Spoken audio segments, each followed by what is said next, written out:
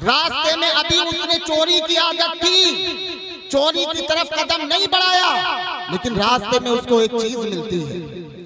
उसने चाहा कि मैं उठाऊं, उठाने की कोशिश की, लेकिन दिल में ख्याल आया कि अगर किसी सहाबी ने पूछ लिया, अगर किसी ने पूछ लिया कि ये चीज किसकी है, तो मैं क्या जवाब दूंगा कि मैं अपने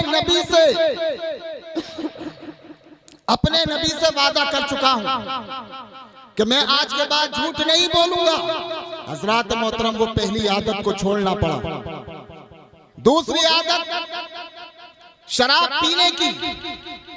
सोचा हाथ में बोतल ली कि शराब पी लूं, लेकिन जब दिल में ये ख्याल आया कि मैं मस्जिद में अगर गया, लोग नमाजी होंगे, सहाबी रसूल होंगे, अगर उन्होंने मुझसे पूछा क्या तुम्हारे मुंह से बदबू आ रही है, क्या शराब पीकर आए हो, अगर सच बोला तो जिल्लत महसूस करूंगा, और अगर झूठ बोला तो वादा खिलाफी हो जाएगी। हजरात मोहतरम, शराब की बोतल को जमीन पर मार दिया। अब बदकारी के फेल में जो जाता था, तो दिल में ख्याल आया कि अगर मैं उसके पास गया, उसने पूछ लिया कि तुमने अपने नबी का कलमा पढ़ने के बाद कि तुम मुसलमान इस्लाम से वाबस्ता होने के बाद तुम यहाँ पर कैसे आए, तुमने कैसे अपने नबी का कलमा पढ़ा है, तुमने कैसे अपने नबी की बेअत की है, और अगर तुमने अभी तक इस्लाम के दामन से वाबस्तगी हासिल नहीं की है, तो हजरात मोहतरम उसने कहा अगर मैंने ये कहा तो ये झूठ हो जाएगा, लिहाजा उस आदत को भी छोड़ना पड़ा।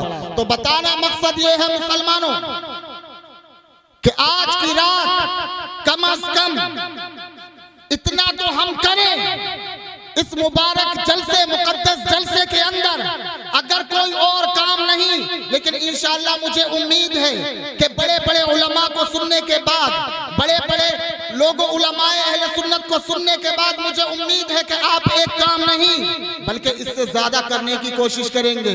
लेकिन मेरी गुजारिश एक बात की तरफ है कि मुसलमानों कम से कम ये झूठ बोलने की आदत को हमारे दरमियान से तर्क कर दो।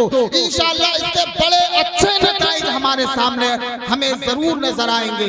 अल्लाह रब्बुल इज्जत हमें कहने सुनने से ज्यादा अमल करने की तौफीक अता फरमाए, और मौला मेरे कहने में कोई लग़्ज़िश हो गई हो तो मौला अपने करम से माफ़ अता फरमाए। वमा अलैना अल बलाग। अस्सलामु अलैकुम व रहमतुल्लाह।